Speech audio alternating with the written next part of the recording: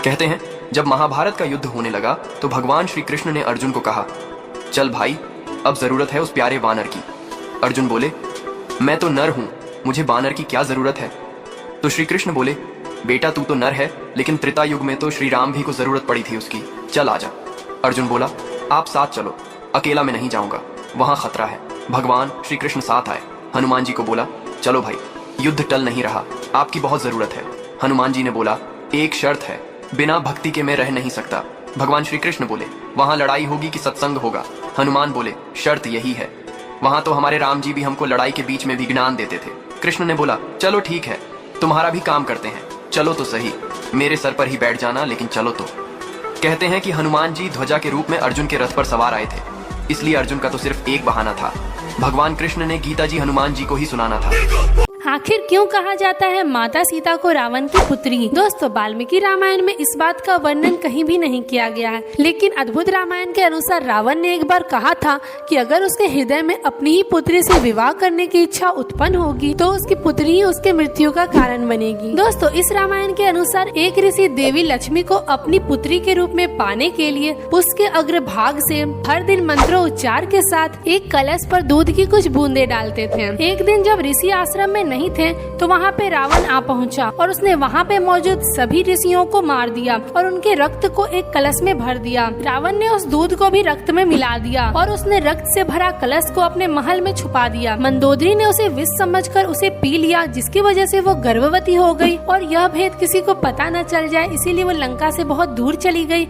और वहाँ पे उसने एक कन्या को जन्म दिया, जिसे कि उसने एक कलश में बंद कर मिथिला की धरती पर छोड़ दिया। इस तरह माता सीता को रावण की पुत्री। हनुमान जी से जुड़ी कुछ ऐसी बातें जो शायद ही आप जानते होंगे। नंबर 1, दोस्तों, हनुमान जी का असली नाम मारुति था, लेकिन जब बचपन में उन्होंने सूर्य को निगल लिया तब इंद्रदेव ने वज्र के प्रहार से उनके जबड़े को बिगाड़ दिया था। तब से उनका नाम हनुमान रख दिया गया, क्योंकि संस्कृत में हनु का मतलब जबड़ा होता है। नंबर 2, भगवान हनुमान जी के 5 भाई थे। ब्रह्मांड पुराण के अनुसार अंजना और केसरी के कुल 5 पुत्र थे, जिनमें से हनुमान जी सबसे बड़े थे। नंबर 3, वैसे तो हनुमान जी ब्रह्मचारी थे, लेकिन फिर भी उनका एक बेटा था जिसका नाम मकरध्वज था। दरअसल हनुमान जी जब लंका जलाकर वापस आ रहे थे तो गोता लगाकर उन्होंने अपने पूंछ में लगी आग बुझाई थी। तब उनके शरीर का पसीना एक मछली के पेट में चला गया, जिससे मकरध्वज का जन्म हुआ। दोस्तों, ये बात क्या आपको पहले से पता थी? कमेंट्स करके जरूर बताएं। 5 ऐसे योद्धा जिन्होंने महाभारत और रामायण दोनों युद्ध में भाग लिया था। नंबर 1, जामवंत। जामवंत ने रामायण युद्ध में श्री राम का साथ दिया था। युद्ध के बाद उन्होंने श्री राम से मल्ल युद्ध की इच्छा जताई थी। श्री राम ने उन्हें द्वापर युग में इच्छा पूर्ति का वरदान दिया था। महाभारत युद्ध से पहले श्री कृष्ण और जामवंत का युद्ध भी हुआ था। नंबर 2, मायासुर। मायासुर रावण के ससुर थे। इन्होंने रामायण युद्ध में रावण का साथ दिया था। इन्होंने रावण के लिए कई दिव्य अस्त्रों और चक्रव्यूहों का निर्माण किया था। मायासुर ने महाभारत युद्ध के बाद पांडवों को विजय महल बनाकर दिया था। मायासुर ने ही महाभारत युद्ध से पहले खांडवप्रस्थ को इंद्रप्रस्थ बनाया था। नंबर 3, हनुमान जी। हनुमान को कलयुग में जीवित देवता माना जाता है। हनुमान जी ने रामायण युद्ध में वानर सेना का नेतृत्व किया था। वहीं महाभारत में वह अर्जुन की सहायता के लिए उसके रथ पर बैठे थे। इसके अलावा हनुमान जी ने भीम का घमंड भी तोड़ा था। नंबर 4, परशुराम। परशुराम भगवान शिव के अवतार थे। ब्राह्मण कुल में जन्मे परशुराम क्षत्रिय भी थे। रामायण काल में उन्होंने शिव धनुष टूटने पर क्रोध जताया था। महाभारत से पहले उन्होंने भीष्म को अस्त्र शस्त्र की शिक्षा भी दी थी। नंबर 5, महर्षि दुर्वासा। महर्षि दुर्वासा एक महान तपस्वी थे। उनका जन्म महादेव के क्रोध से हुआ था। ऋषि दुर्वासा रामायण और महाभारत दोनों युद्ध में साक्षी बने थे।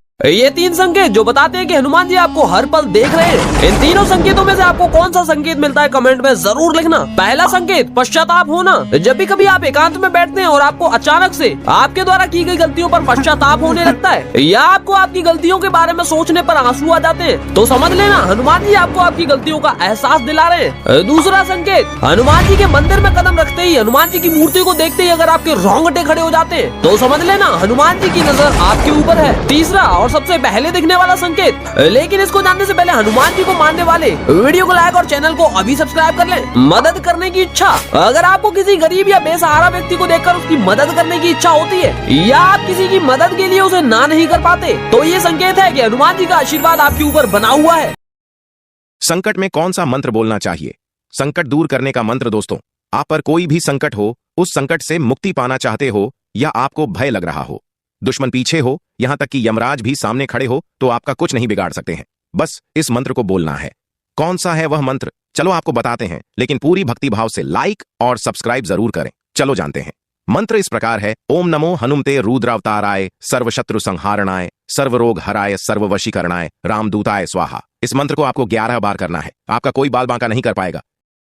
हनुमान जी के 3 ऐसे गाने जिनको सुनने के बाद तुम्हारे भी रोंगटे खड़े हो जाएंगे, एक अलग ही लेवल की एनर्जी आ जाएगी। और अगर तुम किसी कॉम्पिटेटिव एग्जाम की तैयारी कर रहे हो या कोई नया काम करने जा रहे हो, फिर तो तुम्हें ये गाने जरूर सुनने चाहिए। मैं पर्सनली ये गाने सुनता हूँ और मेरा आफ्टर और बिफोर कुछ और ही होता है। इस लिस्ट में तीसरा है महाबली महारुद्रा।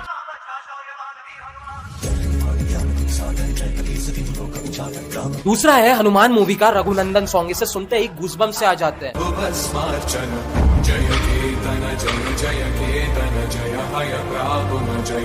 और पहला है इपिक हनुमान चालीसा बाय अगम अग्रवाल। नॉर्मल हनुमान चालीसा जब हम सुनते हैं तो हमें शांति और खुशी मिलती है, लेकिन हम जब ये वाली हनुमान चालीसा सुनते हैं तो हमारे अंदर एक अलग ही लेवल की एनर्जी आती है। सुनकर देखना, फर्क पता चलेगा। जय श्री राम।